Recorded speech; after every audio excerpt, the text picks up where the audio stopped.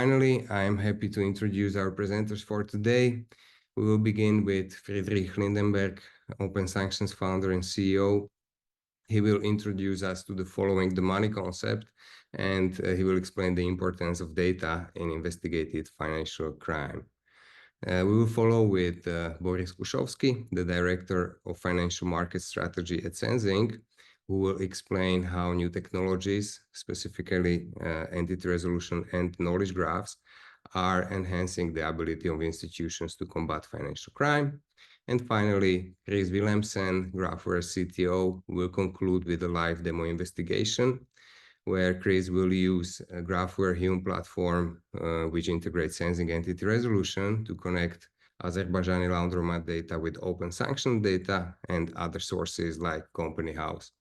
He will use platforms analytics canvas to perform complex multi-connection investigations, and he will uncover suspicious transactions and identify beneficiaries of illicit activities. So that's all from me now, and I will ask Friedrich to take over the presentation and start. Thank you very much. Let me just switch to my presentation here. And yeah, it's my pleasure to talk to you today a little bit about first what OpenSanctions is, and then how it connects to sort of the methodology of following the money in financial crime investigations. So I want to start just with a little bit of an introduction of what OpenSanctions is. And we built a database that combines 220 sources of public information into a sort of coherent database of risk indications. So this includes sanctions lists, regulatory watch lists, politically exposed people, and a lot of other data sources that sort of form this very comprehensive graph of entities in the public interest and how they connect to each other. And the goal of that is that it becomes an easy to use resource. And what's unique about OpenSanctions is that it's open data. So you can go to our website right now, you can download a full copy of our database, or you can browse it interactively. And you can even download our database in the Senzing format that we're going to look at later. And you can then use the data, and we also then offer subscriptions as a sort of commercial offering for organizations that wish to rely on the data, for example, for their sanction screening or KYC processes. But I want to go a bit more into the question of like, what does follow the money mean? So I'm one of those people who believe that everything that you need to know about politics was explained in the TV show The Wire in, I think, the 90s and early 2000s. And so what follow the money to me means is kind of going behind the obvious and trying to combine more information, combine more facts, combine more evidence to find hidden connection. And so to really understand financial crime, whether it's money laundering, whether it's fraud, whether it's any kind of malfeasance, we need to kind of put it into context. We cannot just look at this one incident of fraud happening, or this one incident of a suspicious transfer. What we need to do is we need to look at the bigger scheme, at how things connect into a system.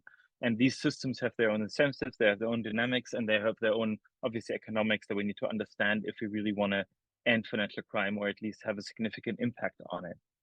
And so for example, today we're going to talk a little bit about the Azerbaijani laundromat, right? And in order to understand the Azerbaijani laundromat, you need to understand what was happening at Danske Bank at the time in its Estonian branch. You need to understand the dynamics of the Azerbaijani dictatorship, and you need to understand sort of the dynamics of the Council of Europe and its political systems. And only once you put that together, do you end up with a sort of a coherent whole. But what does that mean in terms of data? And so I want to present to you this little schema that is not scientific, but it's helping me to conceptualize how I think about what are the money investigations. And that's that you always sort of want 3 different types of data in order to really drive forward your investigation. One of them is sort of this risk data, right? So these are data sources that tell you the inherent risk of a set of entities, whether that's that they're designated as a sanctioned entity, whether that's that they have access to financial funds of a government as politically exposed people, or whether that's that they have been, for example, accused of securities fraud or all of any other kind of criminal activity. Then on the far side of that, you have sort of event information. And event information, we're talking about payments and transfers, we're talking about assets and how they're being traded between people, we're talking about trade and all the facets of that. We're talking about criminal activity, and we're talking about also political decisions, especially in the example that we're going to be working on today. And between those, the problem is that like no sanctioned entity shows up in a European payment that directly, right? You're always going to have to find sort of that intermediate layer of ownership, corporate control, of relatives and associates, the entities that are linked to the kind of designated entities, and of proxies and nominees.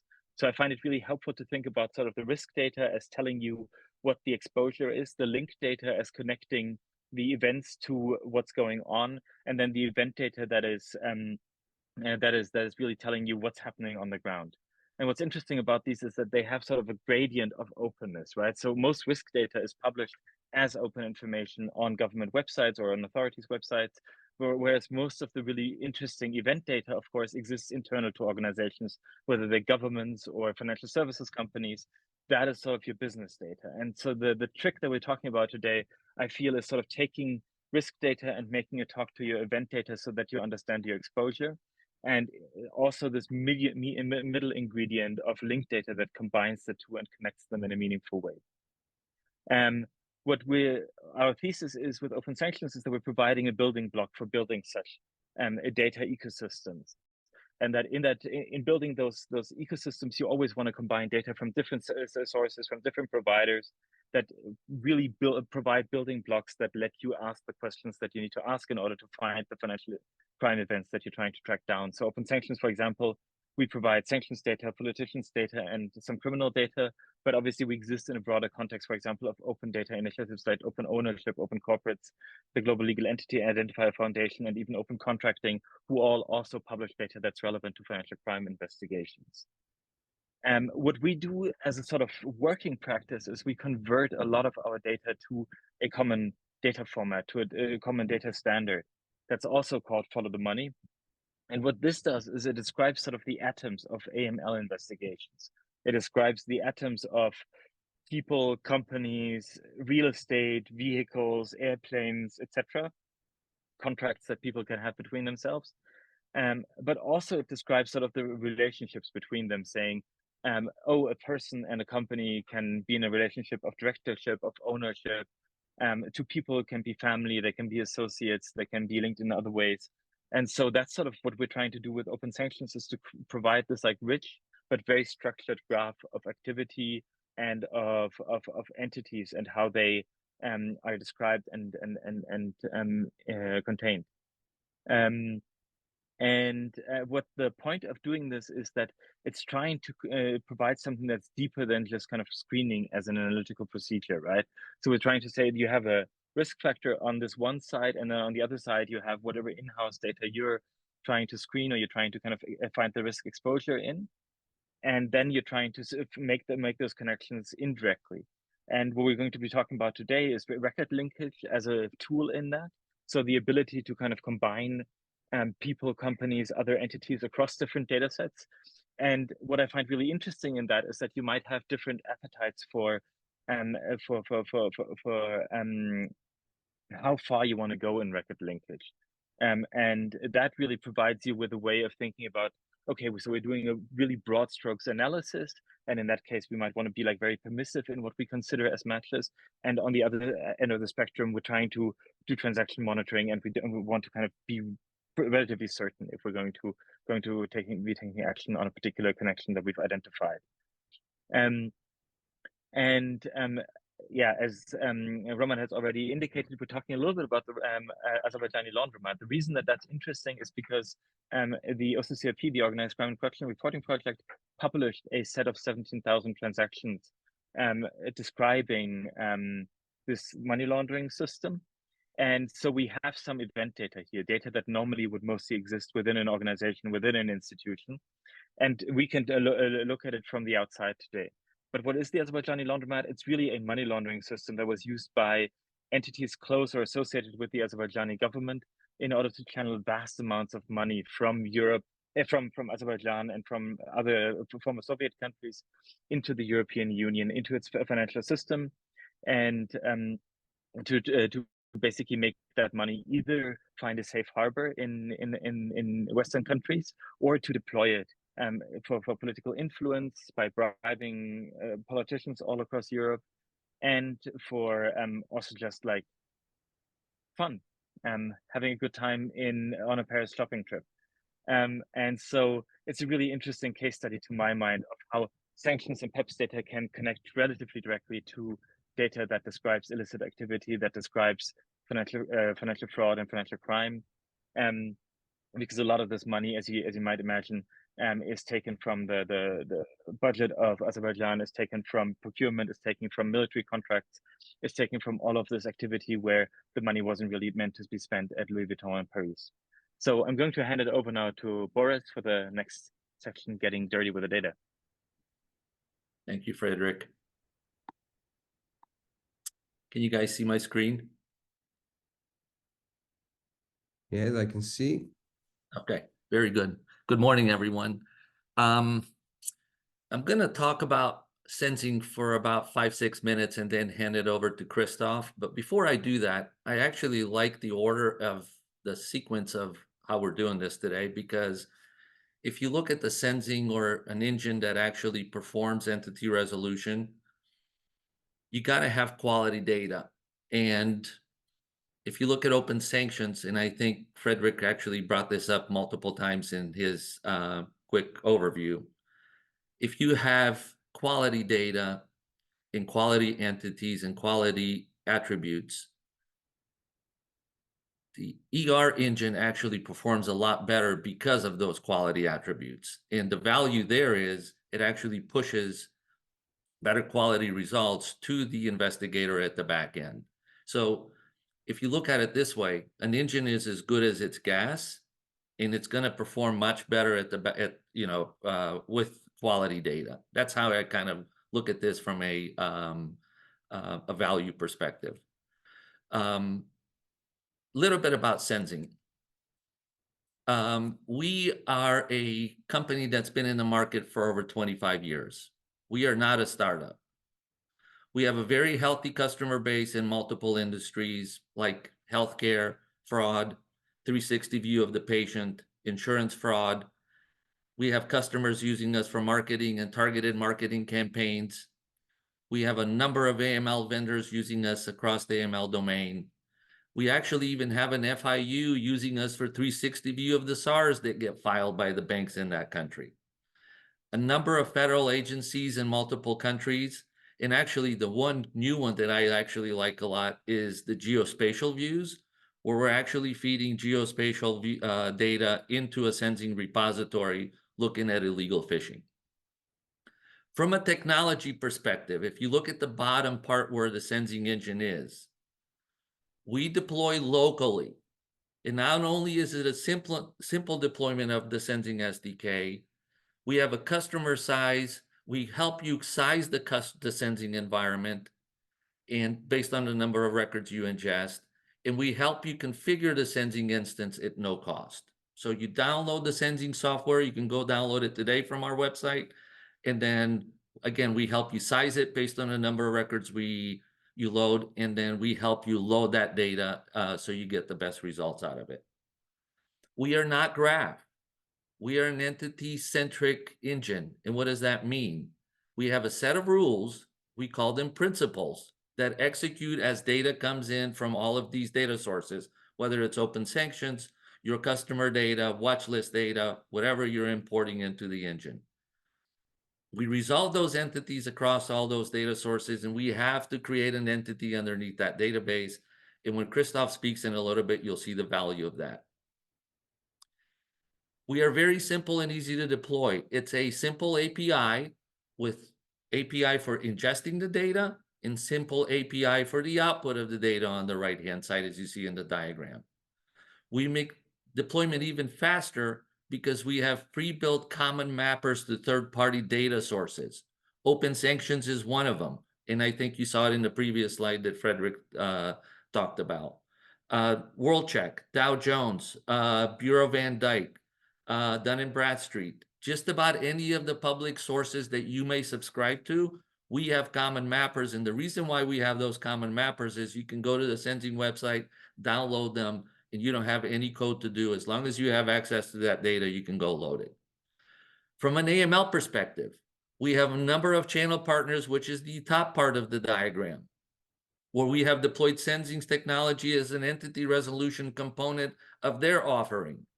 We have 3 or 4 vendors using Senzing as the watch list matching engine. We have some vendors that are using us for KYC, transaction monitoring, and alert investigation. The value it provides, it gives you those advanced insights that Friedrich talked about. So when the investigator works at the back end, you get to see the power of entity resolution. For the people that are going to ACAMS next week, I will be there. And you may see some of our vendors with the Senzing logo in there or powered by Senzing. If you want to come and see some of the Senzing values at ACAMS, find me. I'll be happy to show you everything that we have available. Okay, next slide. This is a little bit about the front end, and I actually talked a little bit about it. It gives you a sense of the engine, how the Senzing engine can be deployed, within your environment. We support pretty much every type of cloud environment, local environments, and like I said, we help you size it, but it's very easy, very quick deployment. From the left side, again, we interface into front-end systems, we interface into data schemas. Again, once you map that data schema into the Senzing format, it's easy to ingest and load. From an API perspective, I have some customers that are looking at using us for real-time payments. So as a real-time payment streams in, can you stream that data via SQS or other types of APIs from the different providers? You can do that also. At the back end, and this is actually perfect segue over into Christoph's presentation. On the right-hand side, we push that data. Once it's ingested, the data goes out to the right side for consumption by alert investigators, case management. You get to see GraphAware in action here in a little bit. We have an Esri interface, Linkorius, Neo4j. We have some customers even pushing the output into BI dashboards. And then a lot of customers actually even have open source technology because there's really no need to apply Neo4j or graph technology because the entities are pretty much resolved and you can just display them in open source technology downstream. Okay. Real quick, what we did for this demo is we took the 17,000 party and counterparty records from the Azerbaijani laundromat. We loaded them in the Senzing instance that Christoph is going to show you in a little bit. We also took the OpenSanctions data. We linked that on top of the 17,000 records. And when those resolved, we pushed that out to the right-hand side, being the GraphAware Hume technology. I'm going to chime in as Christoph speaks, and then I'll close it at the back end from an AML perspective about the value. But what I'm going to do now is, again, I kind of set this up. We loaded those 2 data sources, we resolved them, and we pushed them now into the case manager or into the GraphAware tool. And Christoph is going to take some specific examples and show you, how this actually is the advanced value for network and linkage. Christoph, over to you. Thank you, Boris.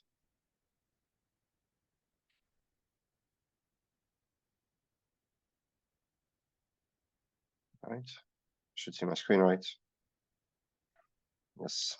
All right, so good morning, good afternoon, everyone. So I will demonstrate how the whole presentation from before is actually concretized in a graph and how it can be leveraged in Hume from an analyst or KYC perspective, right? So here is the high-level schema of how the data is stored in the graph. So you can see that we have the transactions here and the bank accounts, and those bank accounts are owned by either organization or persons. So this portion of the graph on the left is actually the data from the Azerbaijani laundromat that can be found on this website. And as you can see, it contains, bank account, beneficiary bank account, and payer bank account transaction data, right? So you have limited information about name of beneficiaries and payers, and as well purpose of payments and amount of data, amount of payments. So here on the top, we have additional data, and here the officer, which actually is coming from the company's house data. We will show a bit later. And here you can see we have sanctions, but we also have additional information on the person. So this will be mainly OpenSanctions data, so politically exposed persons and sanctioned entities from OpenSanctions. Right, so let's take a high-level view of the network of transactions that happened during the Azerbaijani laundromat. So there is this scent relationship here between organization, which actually is an aggregation of the transaction between organizations. So we'll just double click here, and we can see that on a high level, there are a cluster of 3 big companies, 3 big organizations here that made a payment or received payments from a lot of different side organizations, right? So if we look here, we will take one, for example, LCM Alliance. So we will focus on that one for now. We'll just focus here. So this node here on the graph is actually the representation of LCM Alliance LLP in that data set.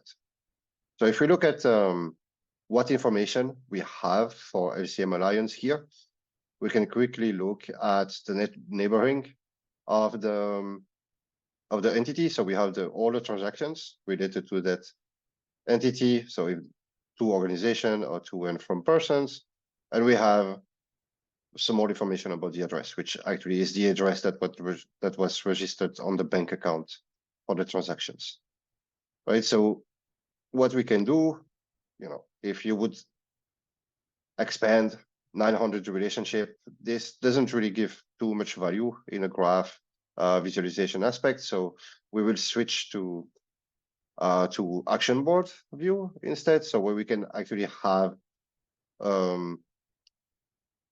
organization view with, you know, more tabular data. So here we can see frequency and amount of transactions over time, top beneficiaries, top payers, and here there is a very important box that is empty on purpose right now, is the ownership structure for that organization. As you know from the OCCRP, we do not get that information. However, you can find this information because it was registered in the UK. So we can see here, this is the address of the registered address for that company in the UK. So you can go to company's house data, and you can find information about that company. So you can see the officers of that company here. And what is great is that we not only a graph visualization platform, so we have all of data integration tooling as well. So we can actually get officers from companies by actually getting information from company's house by using their own API. It is free. You just need a key by registering yourself. So we ingested all the information we can have about companies from company's house. So that means the officers of every organization, right? So, but that means that we have LCM Alliance now twice in our data, right? So we have here LCM Alliance from the OCCRP data set, and here LCM Alliance from the company's house data. So as Boris mentioned, so entities have been resolved. So that means that actually they are not just 2 isolated nodes in the graph. They are actually connected together via an entity group. So entity group is the concept. It's Senzing, it is called an entity. We call this an entity group here. This is what would connect 2 entities that are identified to be the same in the real world into a logical group.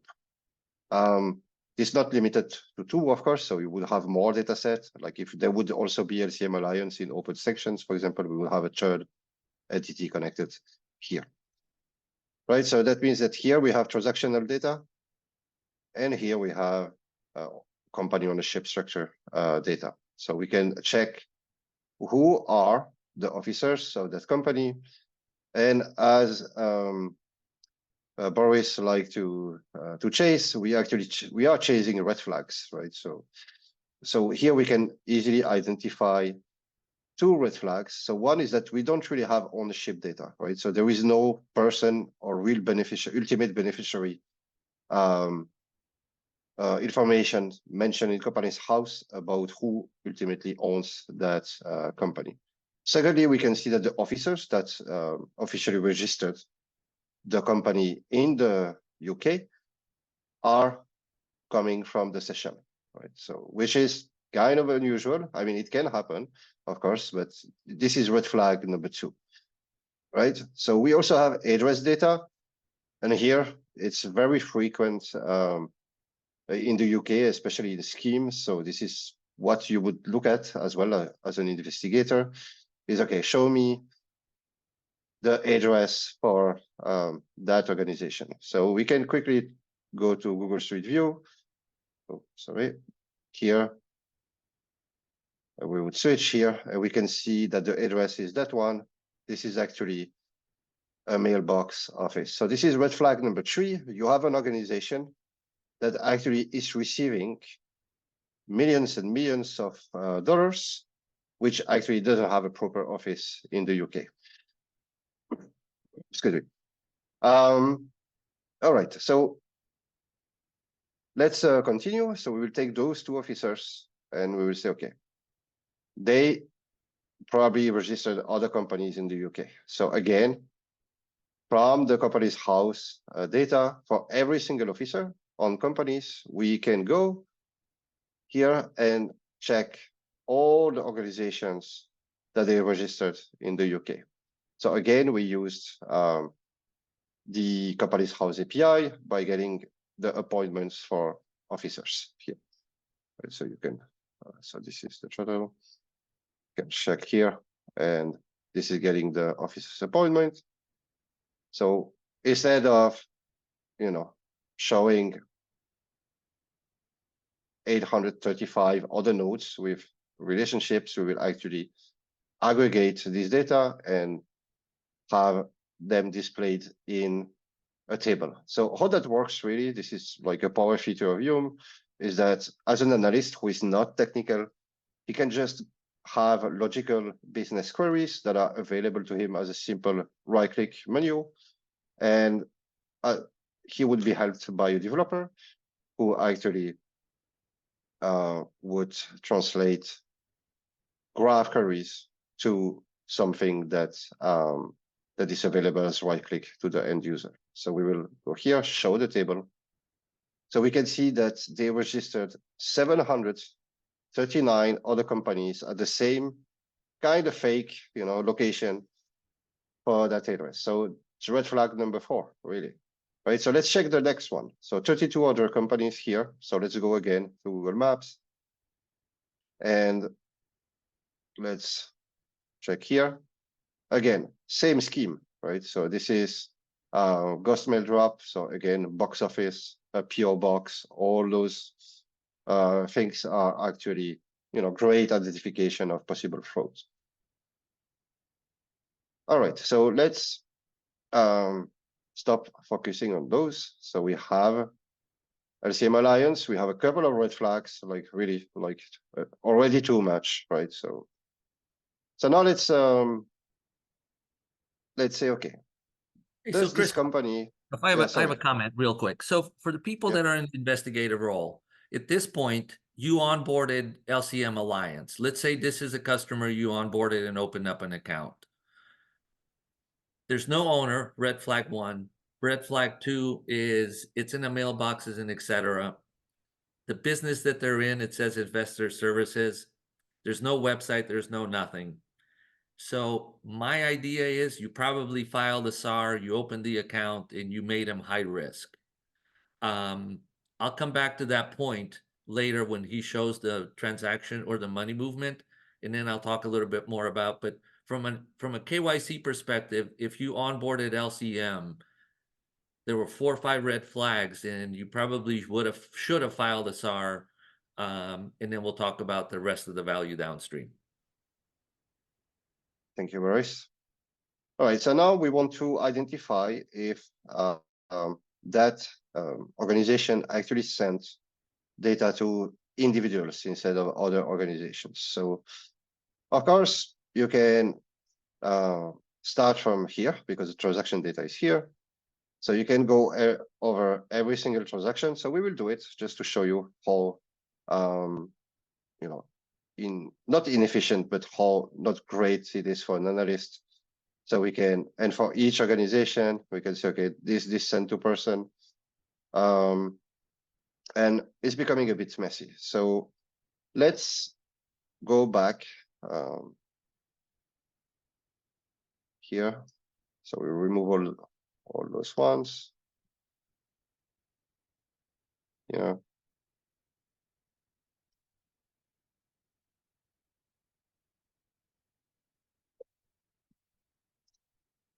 And instead of doing this manually, I mean, like as a simple right-click expand, we can actually use the advanced expand feature, sorry, from this node.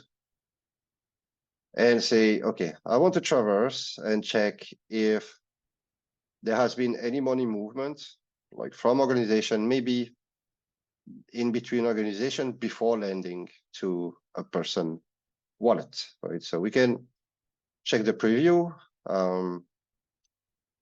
There is nothing. And oh, sorry, I start from the wrong node. Here, send, and then landing to a person. So we can check the preview.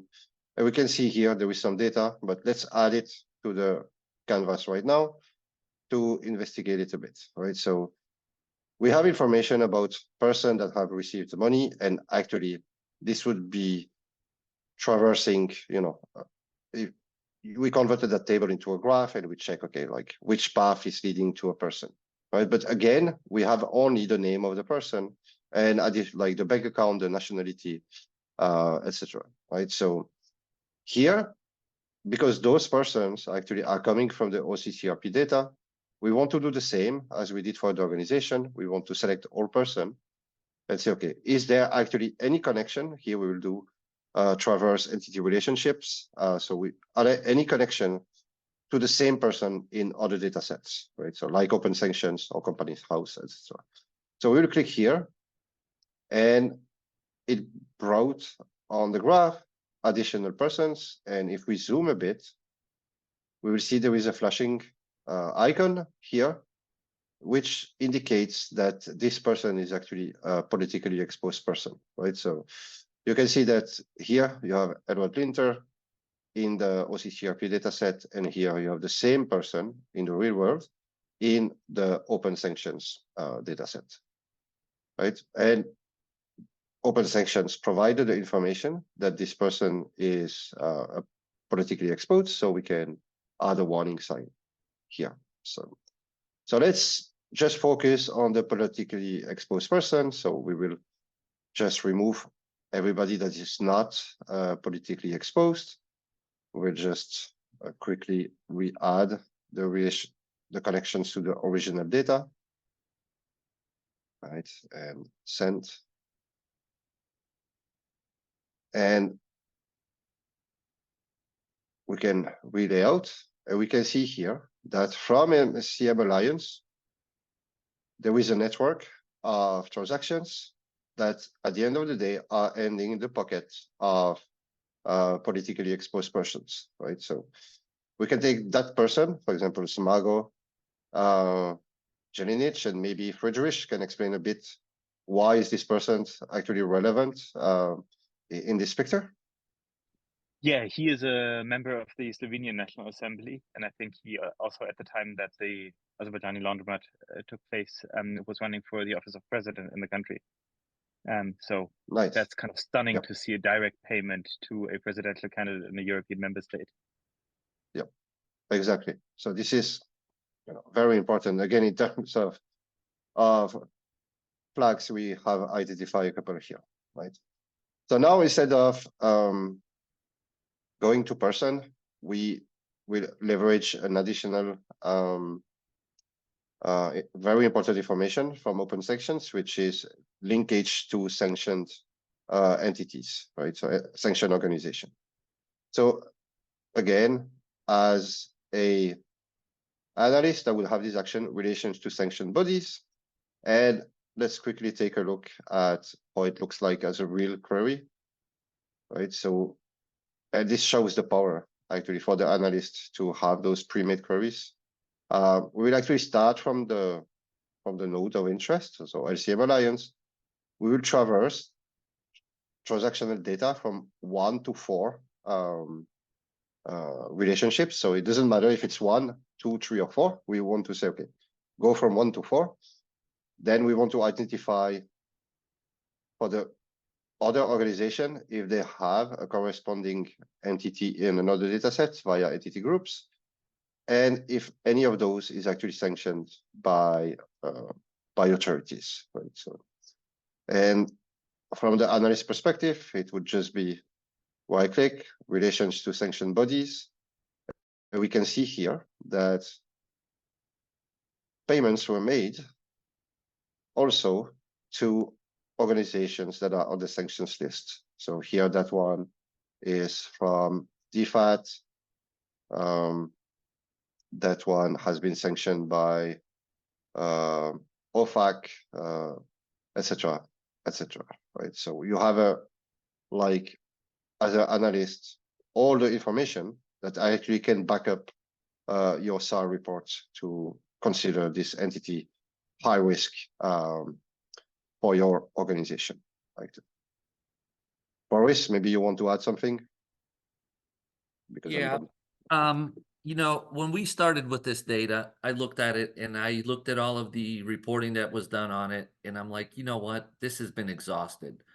But then once I loaded it in the Senzing environment, when I started looking at the attributes, I was like, holy camole. And here's why. You had 3 or 4 accounting firms from Seychelles, from BVI and Belize that created these fake companies in primarily the UK. And they used fake locations to create those companies with no ownership. And what was even wilder was the accounts were in multiple banks, not in just the UK, but in other countries. So you have a UK domiciled fake company with accounts in different countries throughout Europe. So I started peeling the onion. If you onboarded one of these, and let's say the other ones were not your customer, and now your customers started transacting with these counterparties, the first thing you would have seen is that even though the accounts are at other countries or other banks outside of the UK, the address is pointing to the same location. So one of the things you're going to see in this view is the fact that company A, like Helix or Polix, is sending to another one, and they're still located at the same address. So when you look at some of these transactions that happened, they're all pointing back and forth between these 4 or 5 locations, and there were $2.9 billion moved to accounts at all of these banks, but the entities were almost all in the UK registry. Point number 2, if you missed it at KYC, you're going to see it like Christoph is showing you here at transaction monitoring, because even if they were not your customer, if you missed the fact that they're at the same address, they are snagging on the PEPs. And the PEP might be 2 degrees separated from the business. But what we found is when you load that additional data from Companies House or the third-party data that you subscribe to that I talked about, you're going to find the fact that, hey, this business is associated with a PEP or a sanction entity, which without this type of tool, I think you probably would have missed. So as I go back and I originally looked at it, I'm like, this isn't that big. But then when you start looking at what actually happened, it's pretty wild of how we found what we found so easily based on the linking of the data from these data sets.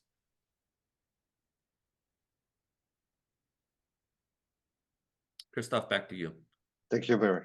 Yes, I was done actually. I also want to show maybe here that, you know, from the beginning, we did have this box here, but by leveraging entity resolution, we actually can show additional information. So you can extend also this action board to have, for example, automatic flag or risk detection shown directly and traversing entity resolution and using data from multiple sources in one single view of financial intelligence. Hey, Christoph, one Thank comment. you.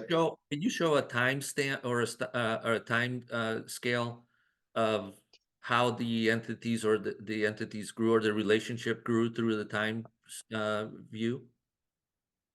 You know how? One second. Yeah. So if I take transactional data.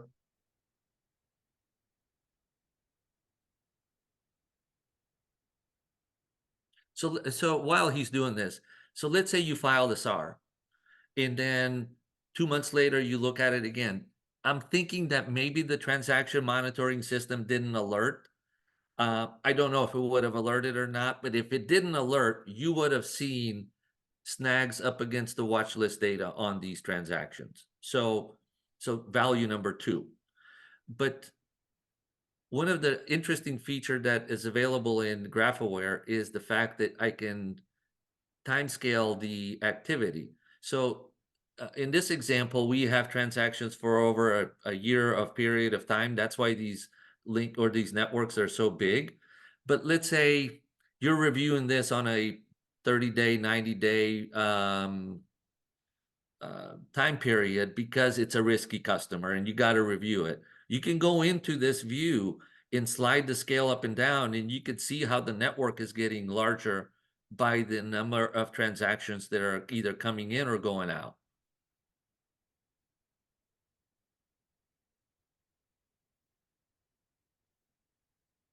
Yeah. So here, if we would focus, for example, like this. Yeah, so down at the bottom is the time scale.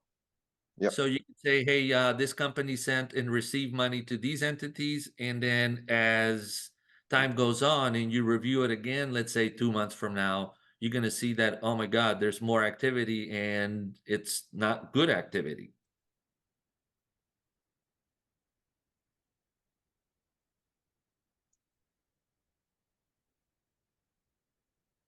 Yep.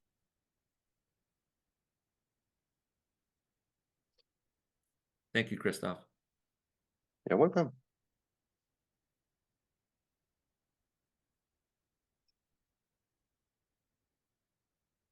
Shall we go to the Q&A, Ron?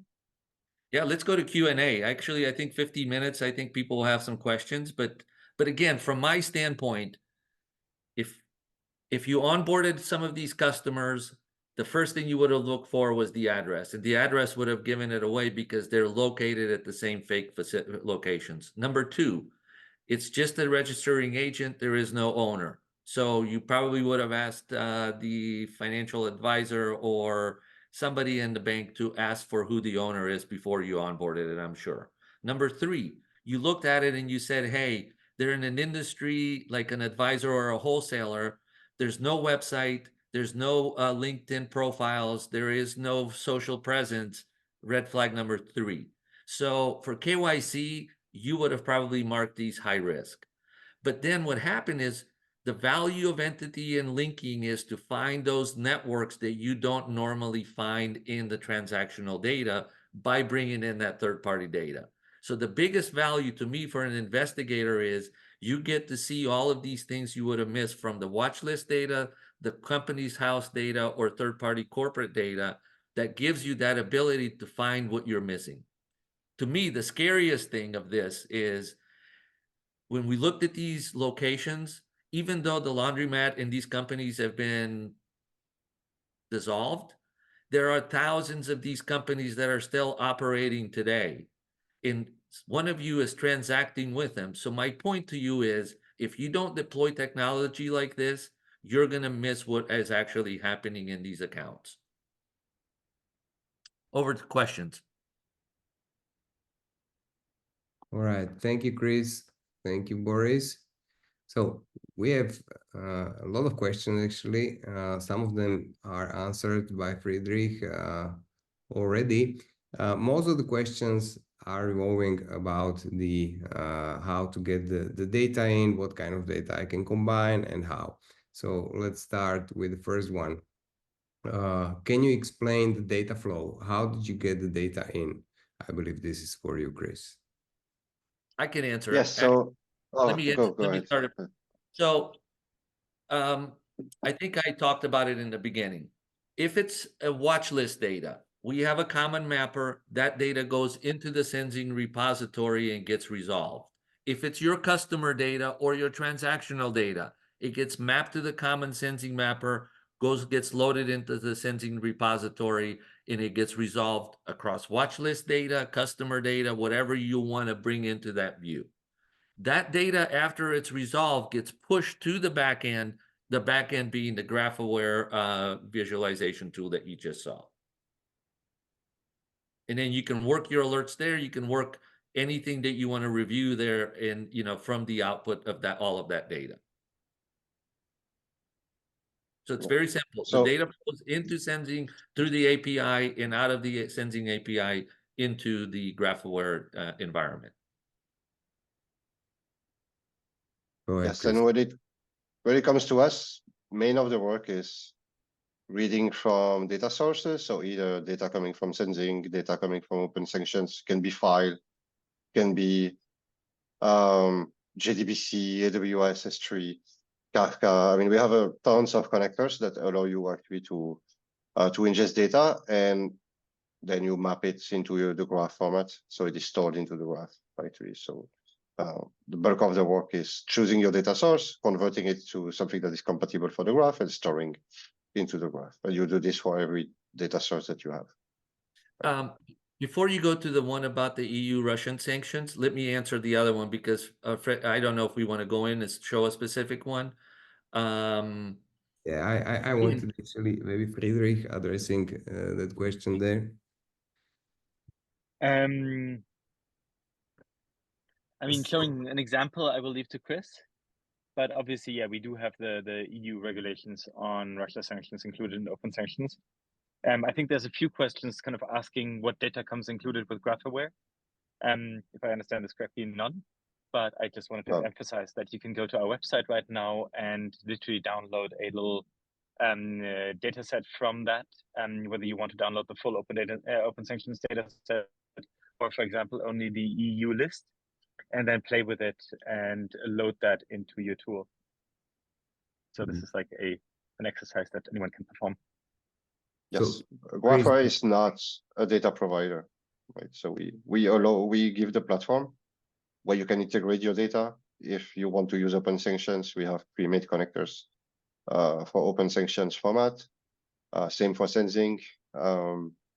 So yeah, but we're not providing the data. So yeah. Yeah, so Senzing and GraphAware gets deployed locally in your environment, and then we can load up whatever data you want into Senzing, or the additional data as you investigate, like Christoph was showing you, into the GraphAware tool. So if you want to bring in additional things as you investigate, you can, to complete your SAR or your alert review. On the question about EU company registration, the UK Companies House data, both the companies and the UBOs are public. You can ingest those. Actually, there's a lot of insights into that. Like I said, we have common mappers to even open ownership, which has about 30 million records on their website now from UBOs from 4 countries, and they're expanding that globally. That data actually brings a lot of value, as I would import that, because it's got UBO records in there that you want to be aware of that you don't normally have. But everything that's available through open source, you can import, or like the EU company registration data, if you subscribe to DNB, you will get it from DNB. If you subscribe to Bureau van Dijk, you'll get it from the Bureau van Dijk database.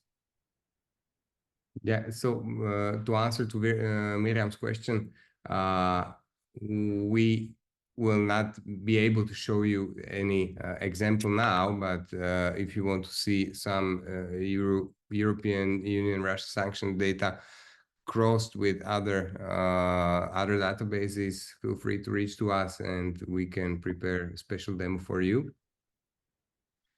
Now, Yes. let's proceed with other questions. Is it read only? How can I input new data? So I believe this, Chris already shown, there is a workflow interface that allows you to input any kind of data for a cross data analysis. You want to add something to that, Chris? No, you can Yeah. you can add any data that you need to. Yeah, EU company registration, I believe we answered this. How to change the styling? Yes. Chris?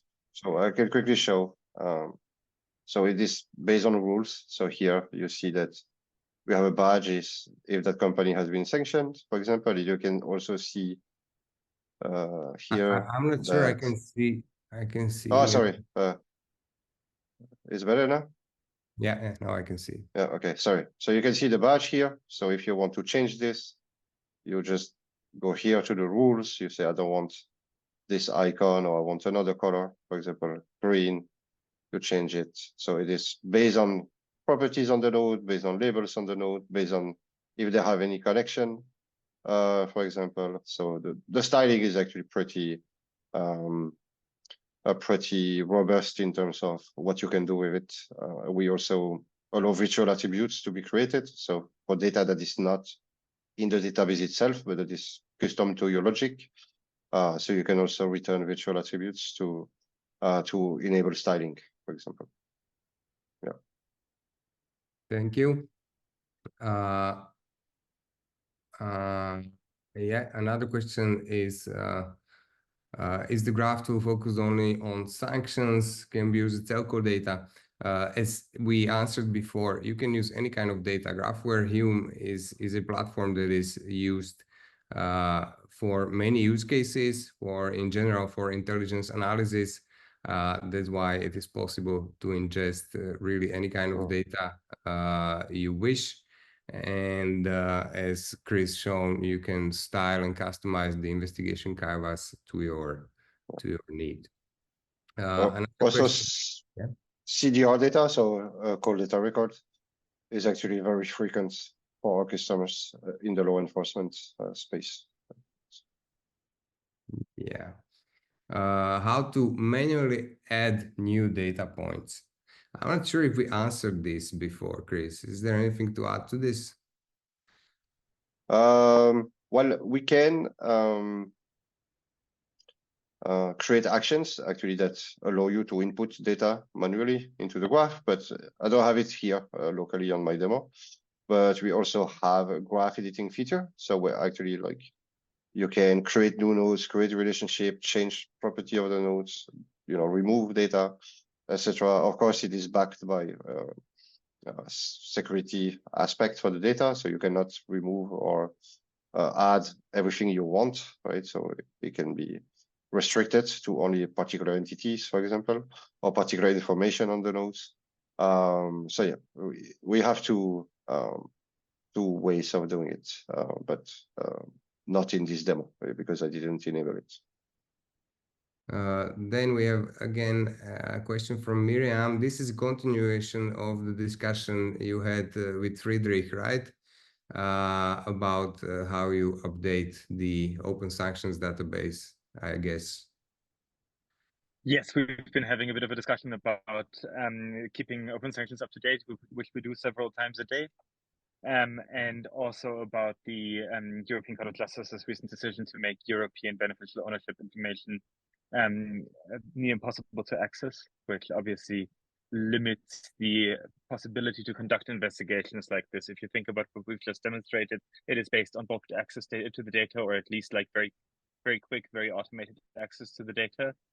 And if you have to prove legitimate access for every data point you're trying to access, then that makes all of what we've just demonstrated extremely hard.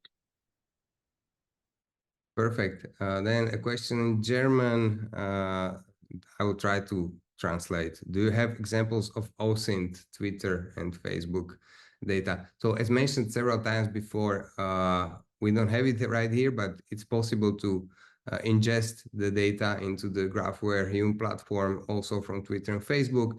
You can run using the data workflow different services such as natural language processing, so you can actually extract the topics, the sentiment from Twitter and Facebook messages, and then connect with other different databases, for example, OpenSanctions. Do you have a CDR data demo or a free trial?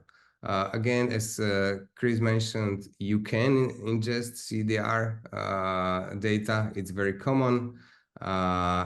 We don't offer the data a free trial. If you have any CDR data that you would like to test within the GraphAware Hume, no problem. Feel free to contact us. This one is for Chris. No, from Boris. For Boris, I guess. Can I run the entity resolution locally? Yes, you have to run it locally. We don't run it as a service. You deploy it on your instance in your environment. The same thing with GraphAware. We sit inside of your environment and you load whatever data you want into it. Thank you for the answer. Is it cloud-based? This is for you.